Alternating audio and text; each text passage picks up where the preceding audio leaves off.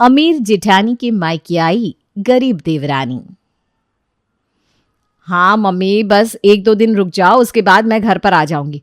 और आप ना काम की बिल्कुल भी चिंता मत करो, मेरी देवरानी है ना, मैं उसे अपने साथ ले आऊंगी। अच्छा चलो अभी फ़ोन रखती हूँ, बाद में बात करती हूँ आपसे। अब आशा की बातें आप सबने तो सुनी ली होंगी। शर्मा परिवार की बड़ी बहू जो बहुत ही अच्छे घर परिवार से है, लेकिन उसकी देवरानी एक गरीब घर से है, तो आशा हमेशा उस पर अपने अमीर मायके का रोब जमाती रहती। जैसे कि अब उसके भाई की शादी है, तो वहां पर काम करवाने के लिए वो लेकर जाना चाहती है अपनी देवरानी को। साधना, ओ साधना, कहाँ पर हो? अरे क्या सुबह सुबह साधना बहू का नाम चिल्ला रही हो, क्या हो गया? कुछ नहीं मम्मी जी, वो मेरे भाई की शादी है ना, तो घर पर बहुत काम है, तो सोच रही हूँ साधना को भी अपने साथ ले जाऊँ। वो वहाँ पर मेरे साथ रहेगी तो काम करने में मेरा हाथ बटा देगी। अच्छा, अगर तू उसे अपने साथ लेकर जाएगी तो घर का काम कौन संभालेगा? और तेरे मायके में काम करने के लिए और कोई और नहीं है क्या जो साधना बहू को अपने साथ लेकर जा रही है? मैं अच्छी तरह जानती हूँ तुझे वहाँ पर कोई काम ना करना पड़े, इसलिए उसे वहाँ पर लेकर जा रही है। अरे मम्मी जी, ऐसा कुछ भी नहीं है। ऐसे समय में घर में कितना कीमती सामान रखा होता है, काम के लिए नौकरों पर ज्यादा भरोसा नहीं कर सकते, इसीलिए सोच रही हूँ कि साधना को ले जाती हूँ। और बात रही घर के काम की, तो मैंने कुछ दिन के लिए काम वाली से बात कर ली है। जब तक हम घर पर नहीं रहेंगे तब तक वो आकर घर का सारा काम कर देगी। अच्छा ठीक है, मैं मंदिर जा रही हूँ। जी मम्मी जी। अरे साधना कहाँ रह गई? आई आई दीदी। साधना वहां आती है। जी दीदी। जी दीदी की बच्ची, इतनी देर से तुझे आवाज लगा रही हूँ, तुझे मेरी आवाज सुनाई नहीं देती क्या? अच्छा मैं ये कह रही थी कि परसों हम ना मेरे मायके के लिए निकल रहे हैं, तो अपना सारा सामान पैक करके रख लेना, सुबह जल्दी निकल जाएंगे। मैंने तो सारी पैकिंग करके रख दी है दीदी, आप उसकी टेंशन ना लो। हाँ अच्छा ठीक है। 2 दिन बाद आशा साधना के साथ अपने मायके चली जाती है। वो काफ़ी देर की ट्रैवल के बाद वहाँ पहुँचते हैं। इतनी देर तक गाड़ी में बैठे बैठे मेरे तो पैरों में दर्द हो गया। अरे कोई बात नहीं दीदी, आप दोनों बैठो, मैं बस अभी आपके लिए चाय बना कर लाती हूँ। अरे तुझे चाय बनाने की क्या ज़रूरत है, मेरी देवरानी आ गई ना मेरे साथ, वही बना देगी चाय। जाओ साधना, सबके लिए चाय बना कर ले आओ। अरे दीदी लेकिन ये भी तो आपके साथ ही आई है ना, ये भी तो थक गई होंगी ना। अरे इसे काम करने की आदत है, इसके मायके वाले ना लकड़ी का काम करते थे, तो इसे काम करने की बहुत आदत है। और वैसे भी वो यहाँ पर काम करने तो आई है, अगर यहाँ पर बैठकर आराम फरमाएगी तो यहाँ पर काम कौन करेगा? और तू मुझे ऐसे क्या देख रही है? तुझे बोला ना जाकर सबके लिए चाय बनाकर ला। जी दीदी। साधना सबके लिए चाय बनाने किचन में चली जाती है। दीदी ये आप किस तरीके से बात करती हो अपनी देवरानी से? बेचारी को आपकी बातों का कितना बुरा लगा होगा। अरे तो इसे मेरी बातों का बुरा लगे या अच्छा लगे, इससे मुझे क्या फ़र्क पड़ता है? और वैसे भी ना छोटे लोगों को ज़रा दबा कर रखना चाहिए, क्योंकि अगर एक बार इन्हें थोड़ी सी ढील दे दो तो ये हमारे सर पर चढ़कर नाचने लगते हैं। आशा ये सब बोल ही रही थी कि साधना सभी के लिए चाय लेकर आ जाती है और आशा बोलते बोलते बीच में चुप हो जाती है। दीदी चाय? हाँ देख रही हूँ तू चाय लेकर आई है, अब मैं क्या इतनी गर्मा गर्म चाय पीऊँगी? थोड़ी देर साइड में रख दे, ठंडी हो जाएगी तो अपने आप पी लूँगी। अरे मंजू दीदी भी आ गई। उनके घर पर कुछ और रिश्तेदार आकर बैठते हैं। साधना अपने चाय की घूंट भरने ही वाली थी कि सामने दिख रहा है ना कि घर पर और मेहमान आए, लेकिन उसके बाद भी चाय पी रही है। कुछ संस्कार दिए कि नहीं तुम्हारे घर वालों ने तुम्हें? इस चाय को यहाँ पर रख और बाकी सबके लिए भी चाय बनाकर ला। और इस बार ना चाय थोड़ी ढंग की बनाकर लाई हो, ये अपने मायके जैसे चाय बनाकर मत लिया ना, जिसके अंदर दूध का नामो निशान नहीं होता। हमारे घर में किसी चीज़ की कमी नहीं है, इसलिए ढंग से बनाकर ला। जी दीदी। साधना चाय का कप ट्रे में वापस रखकर फिर से बाकी सब मेहमानों के लिए चाय बनाकर लाती है। अरे आशा, तुम अपने साथ ये कम वाली लेकर आई हो क्या? चाय तो इसने अच्छी बनाई है, अगर इसे बाद में काम चाहिए हो ना तो मेरे घर भेज देना, मुझे भी काम वाली की ज़रूरत है। अरे क्या अमृता दीदी आप भी, ये काम वाली नहीं मेरी देवरानी है। अरे अरे माफ़ करना, इसने कपड़े ऐसे पहने हैं कि मुझे लगा ये कोई काम वाली है। इसे देखकर बिल्कुल भी नहीं लग रहा कि ये तुम्हारी देवरानी है, सिर्फ कपड़े तो देखो। अब बचपन से जैसी रही है वही आदत एकदम से थोड़ी ना जाएगी अमृता दीदी। अपने मायके में ना ऐसी किसी से मांग मांग कर कपड़े पहनती थी, तो अब पसंद भी वैसी हो गई है। देवर जी इतने पैसे देते हैं लेकिन उसके बाद भी ना ऐसे फटीचरों जैसे कपड़े खरीद कर लाती है। वो कहते हैं ना बचपन वाली आदत इतनी आसानी से नहीं जाती। वैसे सच कहूँ तो पता नहीं तुम्हारे देवर को इसमें ऐसा क्या पसंद आ गया। अब क्या कह सकते हैं, जैसी जिसकी पसंद। दिल लाया गधी पर तो परी क्या चीज़ है। उन सब की बातों से साधना को बहुत बेइज्जती महसूस होती है, लेकिन वो इतने सारे लोगों के सामने अपनी जेठानी को कुछ नहीं कहती। तभी रात के समय, आज कितने दिनों बाद हम सब एक साथ मिले हैं।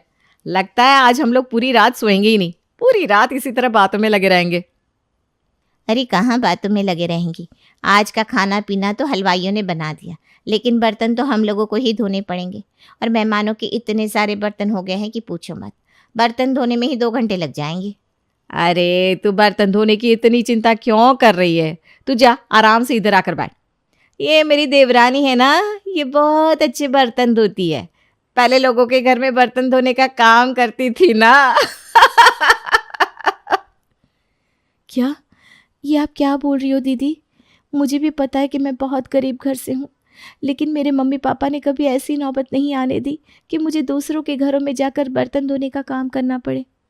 अरे अरे अरे, तू तो मेरी बात का बुरा ही मान गई। मैं तेरी जिठानी हूँ, अब मैं क्या तेरे साथ मजाक भी नहीं कर सकती? और देख, ये बात तो बिल्कुल सच है कि तू बर्तन बहुत अच्छे से धोती है, इसलिए जाकर सारे बर्तन धो दे। वैसे भी ना हम सब लोग बहुत थके हुए हैं और हम सबको सुबह मार्केट भी जाना है। वैसे भी बर्तन ना कुछ ज़्यादा नहीं है, थोड़ी देर में धो लेगी तू। आशा की बातें सुनकर साधना को बुरा तो बहुत लगता है, लेकिन वो अपनी जेठानी से सबके सामने बहस नहीं करना चाहती थी, इसलिए चुपचाप रसोई में बर्तन धोने के लिए चली जाती है। लेकिन रसोई में तो बर्तनों का पहाड़ जमा था, जिसे देखकर साधना का माथा ठनक जाता है। हे भगवान, इतने सारे बर्तन! इतने सारे बर्तन तो कोई घर के नौकर से भी नहीं धुलवाता, जितने बर्तनों को धोने का काम दीदी ने मुझ पर सौंप दिया है। हद है भाई, इतने सारे बर्तन धोने में तो मुझे 2-3 घंटे लग जाएंगे और तब तक तो सुबह ही हो जाएगी। ऊपर से मुझे इतनी थकान हो रही है, इतनी ज़ोर से नींद आ रही है, कोई काम में मेरी मदद करवाने के लिए भी नहीं आया। बेचारी साधना अकेली सारे बर्तनों को धोने में लग जाती है। बर्तन इतने ज़्यादा थे कि उस बर्तनों को धोते धोते सुबह के 4 बज जाते हैं। सुबह के 4 बजे कहीं जाकर वो सोती है तो 6 बजते ही आशा उसे जगा देती है।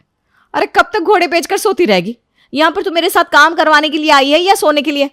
घर पर इतने सारे मेहमान आए हुए हैं, हम लोगों को मार्केट जाना है, सबके लिए चाय नाश्ता बना दे, और मार्केट से आने में हमें देर हो जाएगी, दोपहर का खाना भी बना लेना। ठीक है दीदी।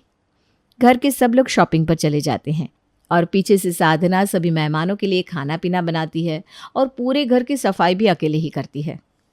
इससे तो अच्छा होता मैं यहाँ पर आती नहीं। मुझे काम करने से कोई परेशानी नहीं है, लेकिन यहाँ पर दीदी मेरे साथ जैसा व्यवहार कर रही है मुझे बिल्कुल भी अच्छा नहीं लग रहा। साधना पूरा दिन काम करके थोड़ी देर बैठती है कि सभी लोग शॉपिंग करके घर आ जाते हैं। साधना बेचारी थोड़ी देर के लिए क्या बैठी थी कि आशा उसे टोक देती है। सुबह जब हम घर से निकले थे तो तू बिस्तर में लेटी हुई थी, अब शॉपिंग करके लौटे हैं तो आराम से बैठी हुई है। अरे ये तो देख ले, हम पूरा दिन मार्केट में घूम फिर कर आए हैं, और कुछ नहीं तो कम से कम हमारे लिए चाय ही बना ला। मैं चाय बनाने ही जा रही थी दीदी, और मैं ना बस अभी ही सारा काम करके बैठी हूँ, इसलिए ज़रा थक गई थी। अब बस 5 मिनट रुकिए, मैं सभी के लिए चाय बना कर लाती हूँ। देखो तो ज़रा, तू क्या इस घर की मालकिन है जो तुझे आराम फरमाने के लिए टाइम चाहिए है? तुझे इतनी भी शर्म नहीं है कि तेरी जेठानी तुझे काम करने के लिए कह रही है और तू बिंदास काम को टाल रही है? अब बस भी करो ना आशा। साधना तुम एक काम करो, अभी हम बाहर से आए हैं तो बहुत गर्मी लग रही है, तुम हमारे लिए चाय मत बनाओ, हमारे लिए कोल्ड ड्रिंक ले आओ। जी दीदी। साधना सबके लिए कोल्ड ड्रिंक लेकर आती है। तभी अमृता की बेटी रिया सारी कोल्ड ड्रिंक ज़मीन पर गिरा देती है। अरे बेटा, ये क्या किया तुमने? सारी कोल्ड ड्रिंक ज़मीन पर गिरा दी। साधना, ज़रा वहाँ से कोई कपड़ा तो उठा कर देना, मैं साफ़ कर देती हूँ। अरे आपको साफ़ करने की क्या ज़रूरत है दीदी, साधना है ना, सब साफ़ कर देगी। अरे लेकिन क्या लेकिन? यहाँ वो काम करने के लिए तो आई है, और थोड़ा सा काम करेगी तो गल नहीं जाएगी। ए, तू यहाँ खड़ी खड़ी हमारी बातें क्या सुन रही है? जा जाकर पोछा लेकर और साफ कर दी इसे। अरे जा ना। साधना बाहर से पोछा उठाकर लाती है। जमीन पर गिरी हुई कोल्ड ड्रिंक साफ करके बाहर जा ही रही थी कि आशा जानबूझकर जमीन पर अपनी कोल्ड ड्रिंक भी गिरा देती है। अरे अरे, पहले ठीक से साफ तो कर दे, उसके बाद बाहर चली जाना। कितनी जल्दी है काम से बचने की, है? ये देखो, यहाँ पर कितनी सारी कोल्ड ड्रिंक गिरी हुई है, इसे साफ करने क्या तुम्हारे मायके वाले आएंगे? बुरा मत मानना साधना, अब आशा की तो मजाक करने की आदत है। तुम ये पोछा मुझे दे दो, मैं साफ कर देती हूँ। अरे जब वो साफ कर रही है तो आपको बीच में जाकर साफ करने की क्या जरूरत है? तुझे सुनाई नहीं देता क्या मैंने क्या बोला? साफ कर। साधना बिना कुछ बोले दोबारा से वहां पर पोछा लगाकर चली जाती है। तभी अमृता आशा से कहती है, ये तुम क्या कर रही हो आशा? क्यों जानबूझकर बार बार अपनी देवरानी को परेशान कर रही हो? अरे छोड़ो ना अमृता दीदी, वो उसकी देवरानी है, अब उसके साथ जैसी मर्जी बिहेव करे, हमें क्या। वैसे अच्छा हुआ आशा दीदी कि आप अपने साथ अपनी देवरानी को ले आई, वरना हमें ही सारे घर का काम करना पड़ता। इसके चक्कर में तो नौकरानी को देने वाले पैसे भी बच गए। साधना दरवाजे के पीछे छिपकर उनकी सारी बातें सुन लेती है। उनकी ऐसी बातों से साधना के दिल को बहुत ठेस पहुंचती है।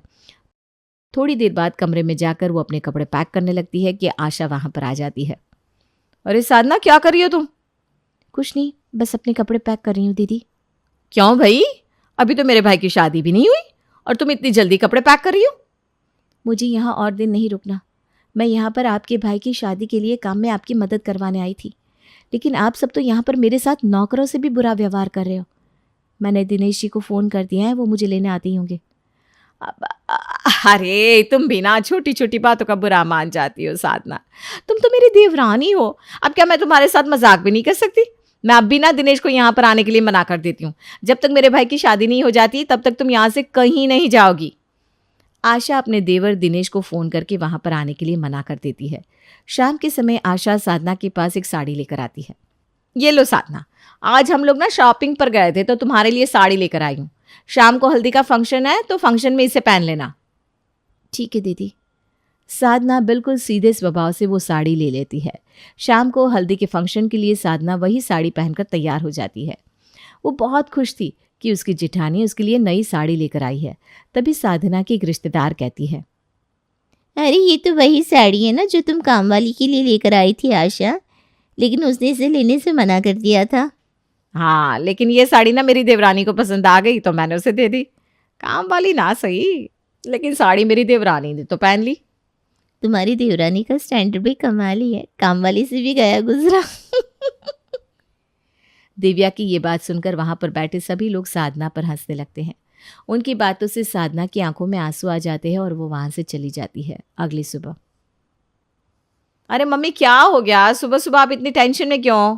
अरे बेटा क्या बताऊँ, तेरी भाभी के लिए मैंने जो ज्वेलरी बनाई थी वो कहीं मिल नहीं रही। सुबह से 3 बार पूरी अलमारी छान चुकी हूँ। क्या? लेकिन ऐसे कैसे ज्वेलरी कहीं जा सकती है? और वैसे भी अलमारी की चाबी तो आपके पास ही रहती है। हाँ बेटा, लेकिन फिर भी पता नहीं कैसे ज्वेलरी गायब हो गई। ज्वेलरी गायब होने की बात घर में फैल जाती है। तभी उनके रिश्तेदार पुष्पा कहती है, अगर किसी ने ज्वेलरी चुराई है तो ज़रूर घर में ही कहीं ना कहीं छुपाई होगी। आप सबके सामान की तलाशी ले लो, आपको मिल जाएगी। क्या तो तुम ठीक रही हो पुष्पा बेटा, मेरी लाखों की ज्वेलरी ऐसे कैसे कोई चुरा कर ले जा सकता है। आशा की मम्मी सबके सामान में ज्वेलरी ढूंढती है और उन्हें आशा के बैग से ज्वेलरी मिल जाती है। ये ब्लू बैग किसका है? ये तो मेरा बैग है मम्मी, लेकिन क्या हुआ? ये सारी ज्वेलरी तेरे बैग से मिली है। मुझे तो यकीन ही नहीं हो रहा कि तू अपनी भाभी के लिए बनवाई हुई ज्वेलरी चुरा सकती है। ये आप क्या बोल रही हो मम्मी? मैं भला इसे क्यों चुराऊंगी? और आपने ऐसा सोचा भी कैसे? क्या आपको मुझ पर इतना भी भरोसा नहीं है?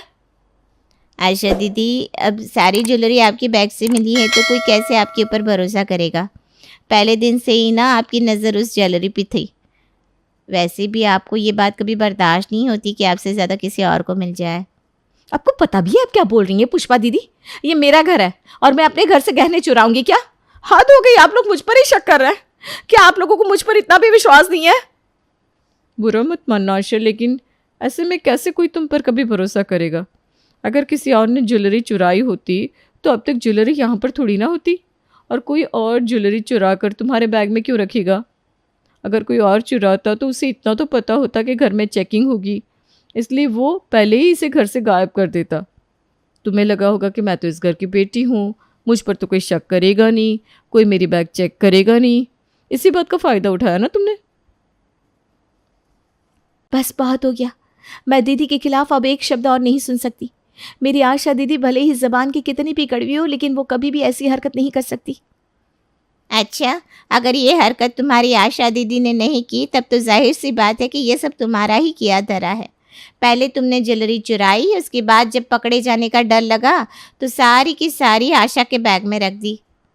मैं भले ही गरीब घर से हूँ, लेकिन कभी मुझे मेरे मम्मी पापा ने ऐसी हरकत करना नहीं सिखाया। बाकी ये ज्वेलरी किसने चुराई है वो तो अभी आप सबको पता चल जाएगा। क्या मतलब, कैसे पता चल जाएगा? जब आपने इस कमरे में आकर ज्वेलरी को आशा दीदी के बैग में रखा था ना, बस 2 मिनट पहले मैं अपना फ़ोन चार्जिंग में लगा कर गई थी और गलती से मेरे फ़ोन की रिकॉर्डिंग ऑन हो गई थी। वो तो अच्छा हुआ कि मैं ठीक टाइम पर अपना फ़ोन चार्जिंग में लगा कर चली गई और मेरे फ़ोन की रिकॉर्डिंग ऑन हो गई, वरना सच तो कभी किसी को पता नहीं चलता। क्या? इसका मतलब आपने ज्वेलरी चुरा कर मेरे बैग में रख दी पुष्पा दीदी? वो रिकॉर्डिंग दिखाओ ज़रा साधना। साधना जैसे ही सबको वो रिकॉर्डिंग दिखाती है तो सब दंग रह जाते हैं। पुष्पा की आंखें शर्म से झुक जाती हैं और आशा की मम्मी उसे अपने घर से निकाल देती है। मुझे माफ़ कर दे आशा बेटा, मैंने तुम्हारी माँ होकर भी तुम पर शक किया। मुझे भी माफ़ कर दो आशा, मैंने भी जाने अनजाने में पता नहीं तुम्हें क्या क्या कह दिया। आप लोगों को तो मैंने हमेशा अपना समझा, उसके बाद भी आपने मुझ पर भरोसा नहीं किया। लेकिन जिस देवरानी के साथ हमेशा इतना बुरा बर्ताव किया, आज उसी ने सबके सामने मेरी इज्जत बचा ली। मुझे माफ़ कर दो साधना, मैंने तुम्हारे साथ बहुत गलत किया। आज अगर तुम नहीं होती तो मैं सबकी नज़रों में हमेशा के लिए चोर बन जाती। तुम चाहती तो आज मुझसे बदला ले सकती थी, लेकिन तुमने ऐसा नहीं किया। तुम बहुत अच्छी हो, बहुत अच्छी। प्लीज़ मुझे माफ़ कर दो। कोई बात नहीं दीदी, आप मुझसे माफ़ी मत मांगिए। देवरानी जेठानी के बीच में तो ऐसी छोटी मोटी नोकझोंक चलती ही रहती है। इस सबक से आशा की आंखें खुल जाती है। वो साधना से अपने किए के लिए माफ़ी मांगती है और उस दिन के बाद फिर कभी साधना के साथ ऐसा बर्ताव नहीं करती। इस वीडियो को लाइक करें, हमारे चैनल को सब्सक्राइब करें और बेल आइकन जरूर प्रेस करें हमारी न्यू वीडियो सबसे पहले देखने के लिए।